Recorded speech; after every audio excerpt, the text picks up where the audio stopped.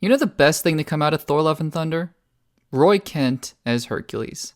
Showing up in a post-credits scene that will never ever pay off in the MCU because just like Clea and just like Star Fox, he's gonna just live in MCU post-credits scene purgatory. Hello everybody, welcome back to Access Blockbusters and welcome to a look back on the 2022 MCU film Thor Love and Thunder. And by the way, just for the record, if that opening bit has aged very poorly and Roy Kent, or Hercules, I'm just going to call him Roy Kent, has shown up in the MCU since then, I apologize because I recorded these videos a long time ago in advance. So, you know what though, best case scenario is that he actually does show up and then I get to see Roy Kent as Hercules. I mean, Brett Goldstein, but Roy Kent. So before we get into Thor Love and Thunder, if you haven't subscribed to the Access Blockbusters YouTube channel, make sure to do so, give this video a like, and let me know in the comments down below, what do you think of the fourth installment of the Thor franchise? Did you like it more than Ragnarok? Did you like it less than Ragnarok? How about compared to the first and second Thor films? Let me know in the comments down below. As always, these videos are divided into 3 parts. The first part is me talking about the context of the film, what people were talking about before this film came out, what I thought about the film when I first saw it, and then subsequently my expectations on the rewatch. And then the second part of this video will be talking about my updated thoughts after having rewatched the film. And the third part will be comparing my thoughts from the first time around to this rewatch and seeing if my thoughts have changed at all. Alright, without further ado, let's get into Thor, Love and Thunder.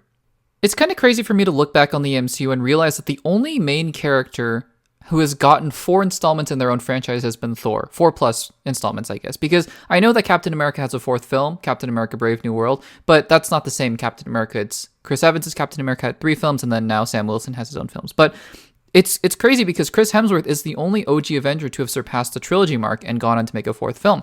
And I don't know if that's really more to do with the Ragnarok's reinvigoration and reinvention of the character and how much people fell in love with him again, because, I mean, truly, I am a part of that. I consider Ragnarok to be almost a rebirth of the character that led right into Infinity War, which, to me, the Russo brothers were able to capture the best parts of that Ragnarok Thor and some of the good parts of the previous iterations of Thor as well. But Ragnarok was really where it started. And that was Taika Waititi's big introduction to the MCU, and after Ragnarok, I thought, if they're going to make a Thor 4, Thor 5, just go ahead and do it. Let Taika Waititi, almost like James Gunn, have his own little corner of the Thor universe, although Ragnarok did heavily connect to Infinity War, which I was really happy about, but just let Taika Waititi do whatever he wants with Thor, Love and Thunder. And, I mean, honestly, I wasn't crazy about the title. I thought the title Love and Thunder was probably one of the weakest titles that they announced at that panel, and I thought bringing back Jane Foster was an interesting move, because I kind of thought the entire MCU had written her out, but, you know, that's pretty cool. So, I mean, on the premise alone, I wasn't super excited for Thor Love and Thunder, but, I mean, it was Taika Waititi. The trailers looked really funny. They actually cut the trailers in such a way that the funniest jokes and some of the funnier moments were in the trailer at really good times. The timing of the trailers were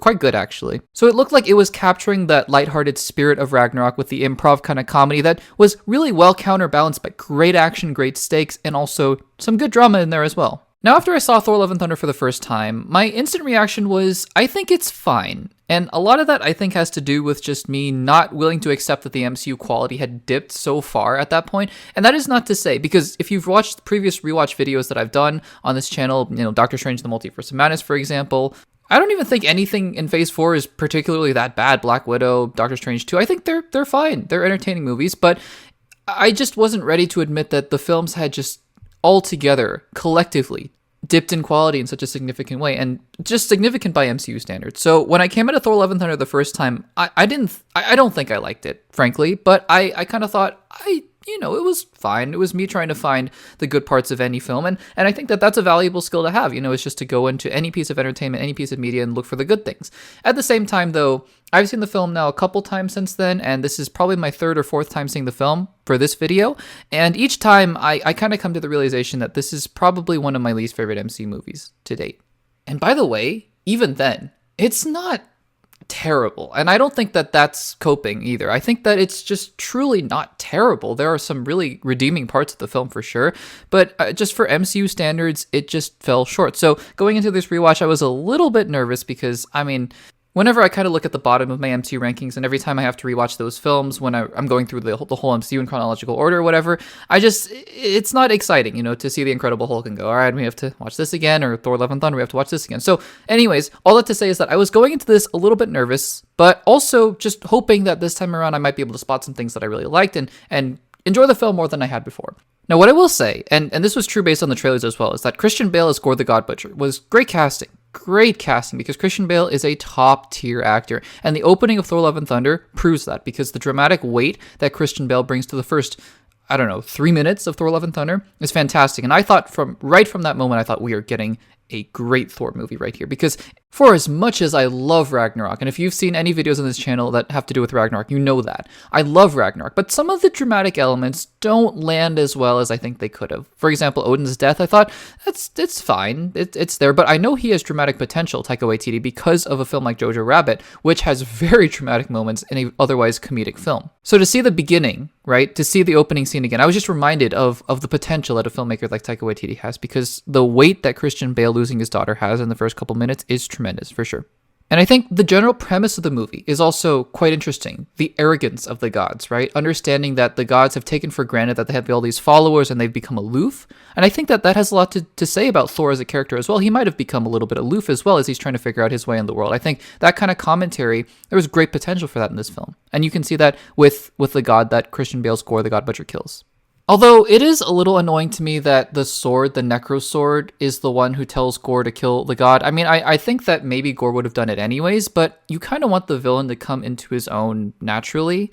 And I'm a little annoyed just hearing that the Necro Sword is the one talking to him and convincing him to do it. But whatever, minor nitpick. So then we get Thor and the Guardians of the Galaxy, and this is really my big criticism this time around with Thor Love and Thunder. I think I kind of put my finger on why I don't like this film as much as I like other MCU films, including Ragnarok, and that's because this entire film, for the most part, feels like a giant SNL sketch. From the way that it looks, for the most part, there are some scenes that look exceptional visually, but from the way it looks, to the actors, to the way that they're delivering dialogue, it just feels very sketch comedy, and I don't think that's a good thing, because I think Ragnarok, while there were some incredibly funny moments, like the whole Loki acting as Odin scene or the Loki Thor Doctor Strange scenes, it never felt like a sketch. It kind of felt like jokes within a progressing story. This whole opening bit with the Guardians of the Galaxy just feels so SNL, so sketch comedy, and the way that even those aliens that have taken over that temple look, I mean, it's fun, you know, seeing Thor kind of zip around with the punk rock kind of vibe, but it's just, it feels so parody, so spoof. Like, I think even the entire play scene this time around with Matt Damon and Sam Neill could have just been taken out entirely. I think it was really funny in Thor Ragnarok, but now you're just doing it for the sake of doing it, right? And then trying to juxtapose that with Jane's cancer, which, I mean, such a heavy storyline that just wasn't given enough time, you know? Even the line where Jane tells Thor later on in the movie, where she says that she has cancer, is delivered it just so hastily, and it's just glossed over so quickly. But we'll get there in a second. So anyways, Jane Foster is revealed to have cancer, which is, again, very, very sad for the character, but she figures out a way that Mjolnir will be able to heal her or something, which actually, to be fair, I do like the justification for why, because you get the flashbacks, and I think the flashbacks between Thor and Jane actually do more for their relationship than any other scene in the entire MCU had before. Just seeing snapshots of their life together between the Avengers films and between all the drama and the other movies is so wonderful. And I know that they were reshoots, actually, and that's one instance where reshoots actually work incredibly well, because they were a great addition to the movie. Anyways, going back to the point of it, is that Mjolnir has this charm on it that Thor asked to protect Jane, and I think that works well. I guess it just manifested that in making her a Thor. Not sure how that works, but I'll go with it for sure. Also, the hammer breaking apart, Mjolnir breaking apart, and coming back together, that's very cool. Love that. But then Gorr appears on the scene and he takes the children. Okay, this is another big thing that I dislike about this movie, is that it turns into this whole side movie about Save the Children. And look, I mean, that's fine, I guess, but I think my real problem with it is it feels like Taika Waititi didn't know how to give the movie stakes, which is a problem in itself because, I mean, are you kidding me? The movie has incredible stakes. Gorr the God Butcher trying to kill all the gods for their arrogance, and then you have Jane Foster with cancer. Those are just incredibly high stakes. And now you have this entire subplot with children and saving children. I mean, it's just one of the most bizarre decisions, I think, in this entire film, honestly. But then once you get something like that, you also get something funny, like the X-Hammer thing. I think that's actually really funny. Gets me every time. The goat's also pretty funny on rewatch, too. I'm not annoyed by them or anything. So yeah, you know, you get those scenes where I'm annoyed and you get those scenes where I'm actually enjoying myself. And that's basically the story of this entire film, is me kind of going back and forth on, do I like this film? Not really, but then something makes me laugh and then I go back and forth. Anyways, the whole scene on Omnipotent City, say that 10 times fast. Anyways, I think is probably the lowest point in the film. I think Russell Crowe is having fun. You can see that he's having fun as Zeus, and I think you can see all the other actors are having fun. But I mean, it just goes to the sketch comedy part. If you put this entire clip on SNL and kind of downgraded the visual looks to make it look more like a set, I feel like nobody would have any problem believing that this was just some sketch that Chris Hemsworth and a bunch of other A-list actors did, honestly. Even the props. Zeus's lightning bolt is the lamest looking weapon I've ever seen. It looks like you could have bought it at a costume store. It just looks like a flimsy plastic lightning bolt. That's so lame, honestly. But then, we get to the Shadow Realm. This 15-minute section of the movie, 10-15-minute section of the movie is the best part of the movie. By far. It makes the entire rest of the movie look terrible, honestly. And not just visually, too. Although visually, the Shadow Realm is stunning. I love the way that Taika Waititi used color, or lack thereof, color desaturation, and just made the whole thing look almost like a video game or like a comic book or whatever you want to call it. Just, it's so stylistic, and yet it fits. It's not too stylistic that it just feels out of place. It's almost like Miss Marvel that I was talking about in the recent rewatch of Miss Marvel, where you have those little graphics all over the place. It feels so naturally there and integrated, but it feels so new and refreshing, right? I think the Shadow Realm is such a good example of that with Taika Waititi. I mean, the action here is just superb, and everything looks so much sharper somehow with the color contrasts and the desaturation. I love this scene. I truly love this scene. If I could just rewatch this scene from Thor: Love and Thunder, I'd be pretty happy, honestly. And the Call the Axe scene, by the way, oh my goodness. That, I mean, again, just this whole sequence here where Gore is being so intimidating and talking to each one of Thor and Jane and Valkyrie about their pain. And I think at one point he says something like, "Love is pain," and I was like, wow, that's a good line there. So this entire sequence, it makes me wonder why the rest of the film was like this, honestly, because this was great. And then for me, the third act just falls apart. The whole kids fighting, I'm not a big fan, honestly. There's some big potential, like I said before many times in this video, with Jane kind of realizing this is her last chance to live. You know, her last day to live. She has one more shot to fight with Thor and save everybody. I think that has a lot of potential, kind of glossed over. I mean, who in the world is Eternity? You have, I think, statues of Celestials and the Watcher in this room before they go to Eternity, and no one ever wants to bother to explain what the entire mythos of the MCU is, because nobody seems to know that for a fact.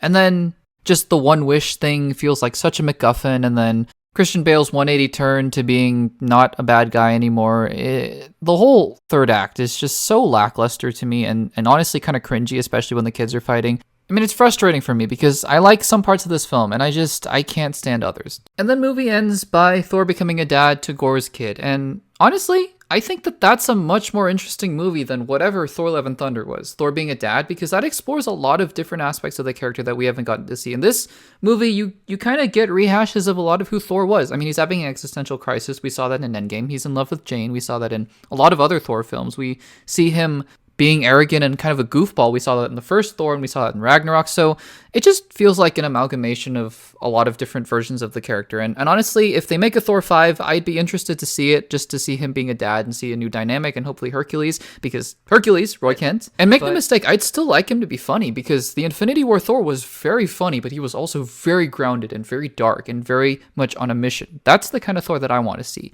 I may not want to see Taika Waititi take another crack, although it depends. Maybe he's learned his lessons, because again, he did make Ragnarok, so I love Ragnarok, but I'd just like to see more of the grounded Thor and exploring different parts of his character, like him being a dad or whatever. But who knows? Maybe we'll see him in Avengers 5 or 6, and maybe we'll see him in Thor 5. Who knows? But honestly, I like Chris Hemsworth a lot. I love him as an Avenger. I feel like we've only made one really good Thor movie, Thor Ragnarok. So I think that about sums up my thoughts on this film. But what did you guys think of Thor: Love and Thunder? Let me know in the comments down below. Do you think that this is the first, second, third, or fourth best Thor film in the franchise? Let me know in the comments. Subscribe to the Access Blockbusters YouTube channel, and I will see you guys in the next one.